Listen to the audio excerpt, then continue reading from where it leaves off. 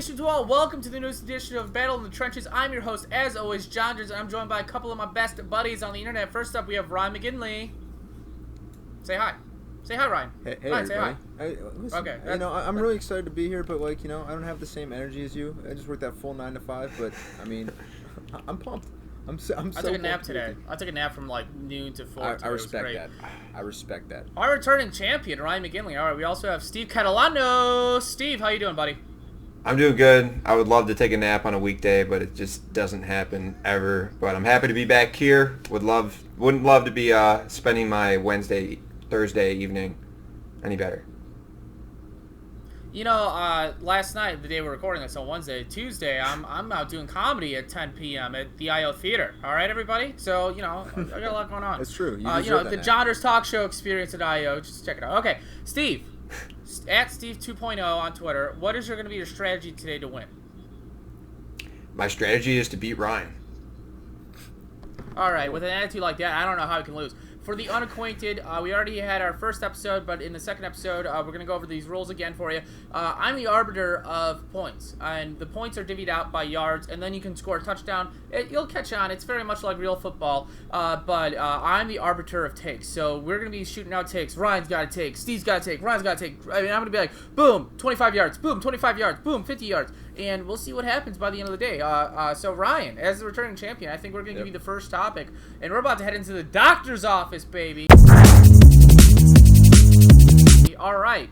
My own Seattle Seahawks, DK Metcalf. He has a knee that's possibly going to have surgery. Pete Carroll is weighing his options. He might miss a few weeks. This is a guy that was getting a lot of buzz in fantasy circles. But what do you think about him now?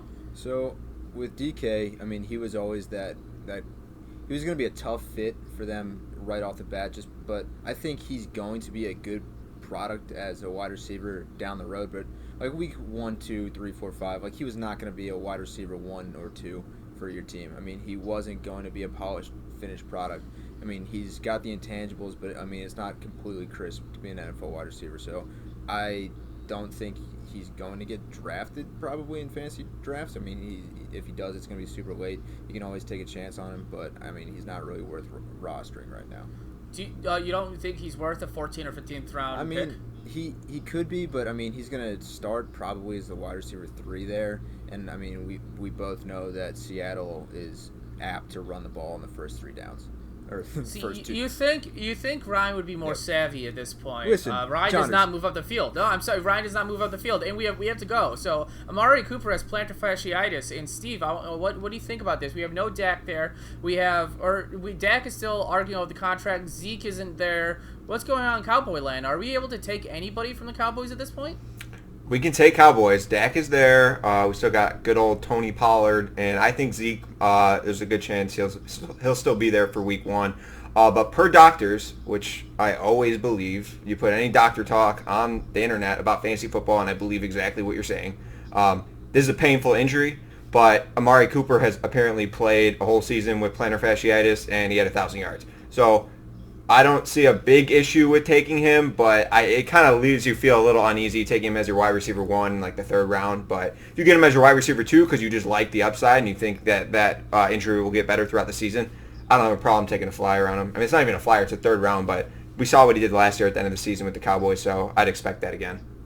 Steve's moving up the field 25 yards. Let's see if Ryan can catch it. Demaryius Thomas moved off the PUP list in New England. Ryan, can you speak to this? Or is he draftable? What's going on with this wide receiver core in New England? I don't think he's draftable just because, they're getting Josh Gordon back. They already have Edelman.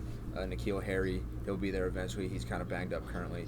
Plus, they've got that fleet of running backs. You got your boy James White. I'm going back to, playing to your hand here, John. I'm going to talk up James White because we both know that he's the asset they need to kind of make up for losing Gronk. So I think that Demaryius won't have that much of a role. Is it going to be like when Chad Ochocinco was in New England? Might be. It wasn't good. Oh, wow. Yeah. But, it stinks to see him go out like that, but I don't see him having a ton of value in New England. Ryan joins Steve at the 50-yard line. Next up, we have Derrick Henry back at practice. Steve, can you speak to this? Derrick Henry's back at practice. 25 yards! No, come on, keep going. No, he's back at practice. He's out of the walking boot. I've seen video. I actually posted one on my Twitter. Go check it out at Steve 2.0. and he's moving very slow, but it's because he's getting pulled by a cord, but it almost looks real-time speed as if he wasn't being pulled by a cord. But Derrick Henry's back. I think he's going to come back a lot slower, but that's no difference than him starting every other season the last 3 or 4 seasons. He always starts slow, finishes strong. So if you're drafting Henry earlier in the draft, like in the 3rd or 4th round, you can't expect a fast start anyway. So this doesn't change much for me. I'm just kind of watching it as it goes. We're going to move on to Ryan here. Darius Guice is going to play in the Week 3 preseason game for the Washington Orange Skins. Darius Guice was a guy who had a lot of hype going into last year. He tore his ACL. Was it his ACL, Ryan? Yep. Yeah, and now he was lost for the year. So how do we put this all together? Because he was kind of a RB2 pushing RB1 last year, and then he tore his ACL, and now what do we think? What do we think? Yeah, so they already have a ton of running backs there. I mean, they've got the incumbent Adrian Peterson with Chris Thompson, who everyone likes in town. He's just never on the field. Adrian Peterson had over 1,000 yards last year. And then on top of that, they drafted Bryce Love, who's also coming off a major injury. Bryce Love's going to be ready for the season. If Guice is ready for the season, I mean, there's going to be a huge committee there. So I'm not touching Washington. I mean, there's going to be a week-by-week basis where you might get RB1 numbers out of it, like any of those guys. But, yeah, I mean, do you want to roster them and have the chance where they go for 4 points on your starting lineup? I don't really. Yeah, no, I agree. We'll move up 25 yards for that one. We're going to go back to Steve. My guy, Josh Gordon, reinstated by the NFL. He's joined the Patriots. What do we think about this, Steve?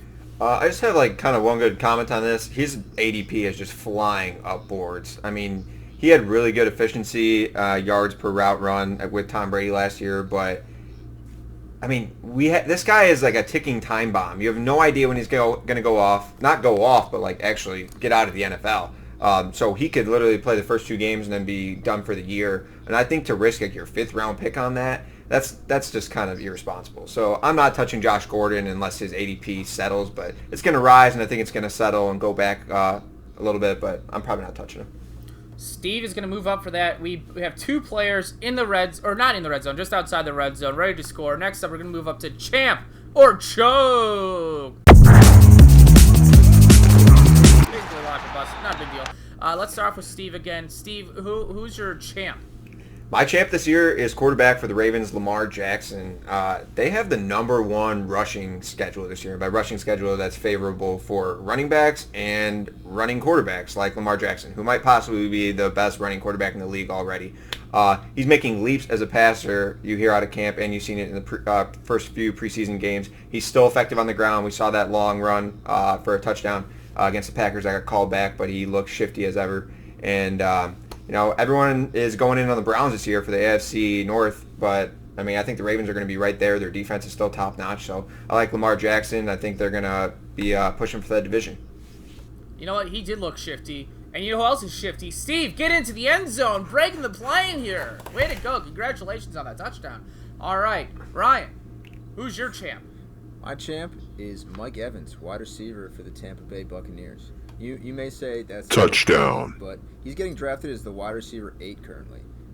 He finished as wide receiver 6 last year and seemingly had a down year. He had 1,500 yards, 8 touchdowns, and he finally gets to have one quarterback this year instead of having that Fitzpatrick, Jameis Winston carousel. He hasn't had under 135 targets since his rookie year, and that was 122. I mean, he led the league in air yards last season, and, I mean, without Deshaun Jackson, he's going to have even more. So I'm expecting big things out of him. If you can get him in the 2nd or 3rd round, that's a steal. So I'm really excited about Mike Evans this year. How confident are you that he actually will have one quarterback this year?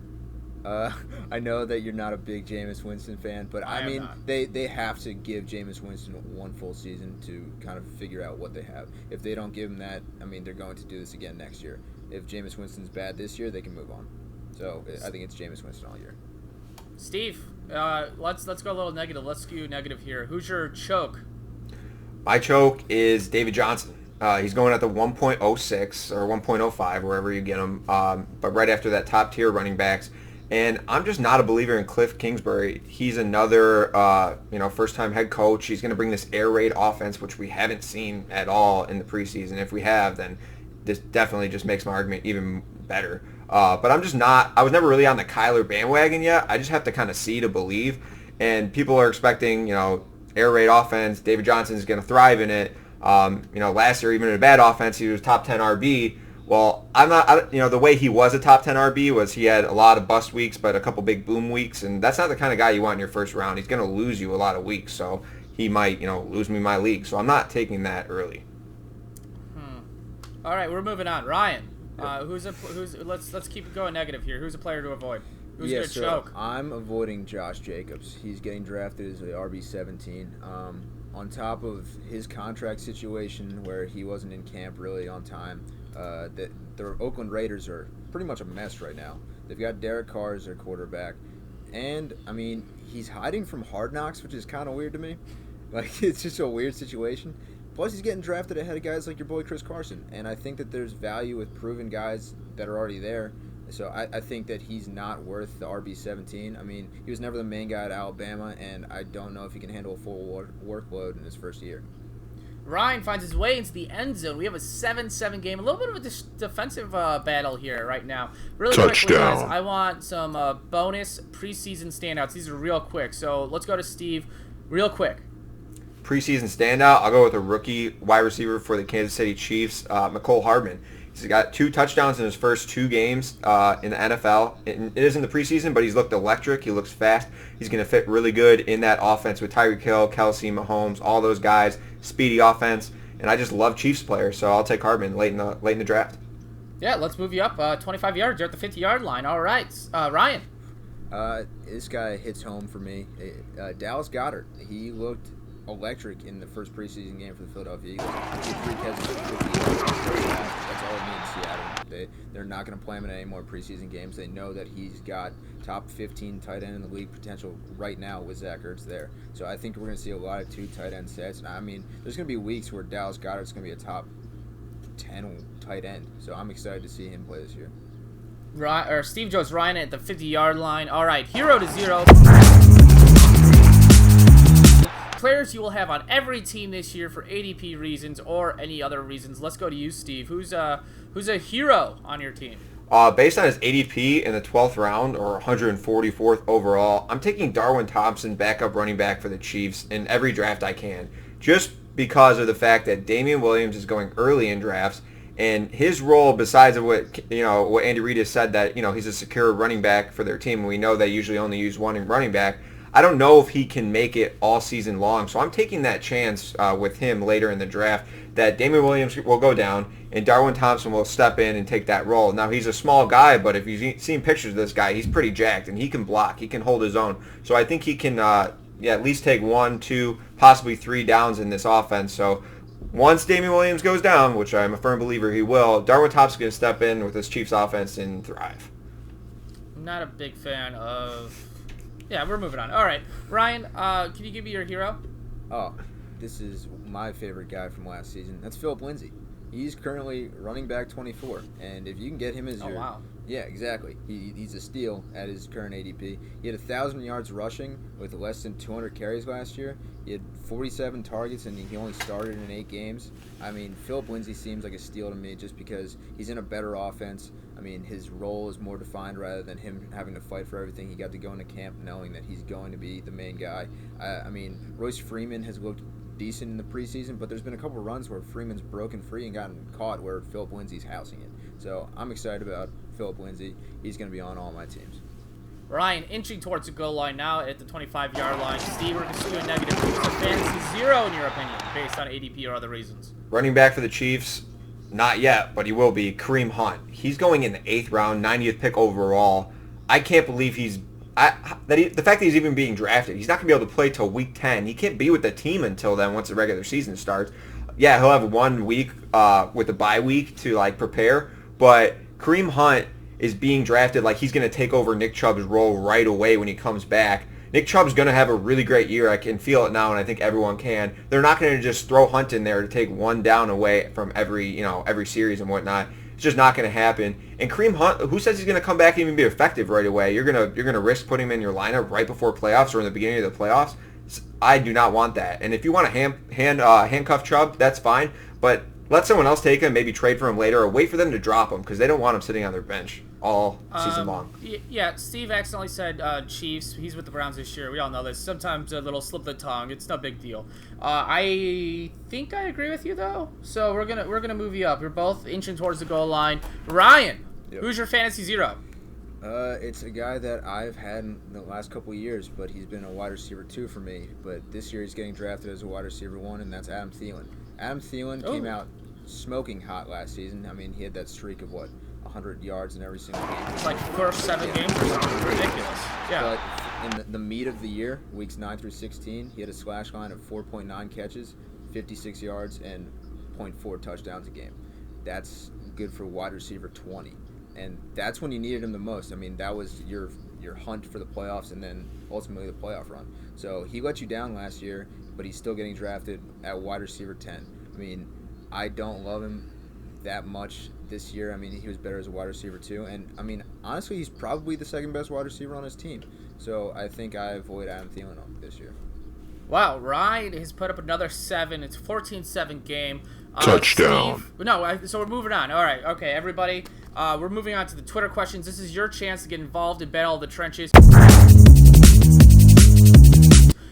Submit questions. Do we have a hashtag for this yet? Let's take this offline. We're going to create a hashtag just for these questions, but right now we're asking for you every week. What time do we ask? Like on Saturday? Saturday, Sunday, yeah. Yeah, so we'll create a hashtag for it, and then we'll keep these going week round. But first off, let's go to @JohnnyFantasy. 10-man, 0.5 PPR. Would you rather be pick 1 through 4 or 7 through 10? Steve? At first, I was wanting to 1 through 4 because I really just wanted those top-tier running backs, but I'm starting to like the turn. So I'm going to go with the turn 7 through 10. You can get a pretty decent running back at the end, like a Le'Veon Bell, maybe a Nick Chubb, and then you can, round it out with a Michael Thomas, Odell Beckham. I mean, how can you not like that start? So I like the end of the draft. It's a 14-14 game, man. I remember I used to Touchdown. love 4 or 5 years ago taking that 7 to 10 slot, taking Gronk in the first round, and just being set at tight end for the rest of the year. Glorious stuff. No one praised me, so that was a chance to get some free points, but that's fine. Ryan, we're going to be answering a question from Brad T1331. What do you see Justin Jackson role being with the Chargers offense without Melvin Gordon? That's a great question. I think that he's going to be the guy there. I mean, he's not going to be the full-on bell cow, but I think he gets the first crack over Austin Eckler. I think that he's more of a traditional running back. His vision's great. We saw that in the preseason. I think Eckler is more of a scat back. I mean, before Melvin Gordon was the main guy, they loved having a guy that carried the ball, and then they loved having Danny Woodhead catch passes, and then Melvin Gordon kind of took both roles. I think if they can get back to having Justin Jackson being the main running guy with Austin Eckler being the scat back, I think that's what they're going to want to do. So I think touches-wise, I think it should be 60-40 Jackson to start, and I mean, depending on how he plays, it might go up from there. 21-14, Ryan just finds the end zone. Oh my God! Congratulations and mazel tov to you, Steve. We have a question for you here from Touchdown. @DBA2K_. Who's the 4th pick after Saquon, Kamara, and McCaffrey? Steve, who you got? I'm rounding out the whole first round right now. I said I like the end of the draft, but we'll go to the beginning. Number 4 pick right now, it's still Zeke. It's tough to take that shot. I guess it depends how much money you have on the line and how big of a risk taker you are, but it's Zeke right now. If it gets any past Zeke, I don't have a problem taking Le'Veon Bell or DeAndre Hopkins there. Shot on Le'Veon Bell, but DeAndre Hopkins is safer than ever. We're moving on. Ryan, is there a quarterback worth drafting in the top 6 rounds? Mike Mendero 3999999. No, just 399. Ryan, who do you think? I think who you taking? Before this, I would have said no, but I mean the way that Andrew Luck went, I mean he's sketchy. I mean Patrick Mahomes is now a game changer. If you can get him in round 5 or 6, I mean I feel like that's a slam dunk because the gap between Mahomes and then Deshaun Watson, I heard Andrew Luck, Matt Ryan, those guys is pretty big. I mean I think that if you can get Mahomes there, I mean that's worth it for me. So that's where here's why you're wrong. I'm not saying Patrick Mahomes shouldn't be taken in the first 6 rounds. The correct answer is take your favorite quarterback. That's in the first 6 rounds, just take your favorite quarterback. So no points awarded on that one. Steve, can you take Julio I'm sorry. This is from @TBreezy770. Can you take Julio and Freeman on the same team this year? #Matt Ryan. Hashtag Matt Ryan, everybody. We did it. Hashtag. Steve, what do you think? That's my next tweet. I'm definitely, whatever it is, I'm ending it with hashtag Matt Ryan. Hashtag Matt Ryan, yeah. All night. All right. I'm not scared off by players like a quarterback or stacking players on the same team. As long as they're on a really, really good team. You would have no problem last year starting Travis Kelce and Tyreek Hill, or Kareem Hunt and Tyreek Hill. You would have no issue with that. And the Falcons, fun fact, I think 11 or 12 of their first 11 or 12 games are in a dome or in a retractable dome field and whatnot. And that sets up perfect for them because they play in a dome at home. So even on a lot of their away games, they're still playing in a dome. So that just kind of sets up for high-flying offense, which is what they like to play. So I'm all in on that. That actually sounds like a pretty good stack. I was thinking about it today, and I live out here in the Midwest. I go to some Notre Dame games. I go to some Bears games. Last year, I saw the Seahawks play in Detroit, and not as much fun. I want to watch football outside. In the dome, it's so, sterile. Yeah. It didn't feel like a real football game. I mean, Russell Wilson had a perfect passer rating, and Chris Carson had a touchdown. But that's not the point. The point is, I want to be outside. Also, yeah, Steve scores, so it's 21-21. We have a tie. Have we ever figured out how we're going to settle tiebreakers? Touchdown. You're about to right now. Yeah, all right, we're about to right now. We have a 21-21 tie. And, okay, this is what we're going to do. Do you guys agree on the top fantasy running back right now? Give me your top fantasy running back.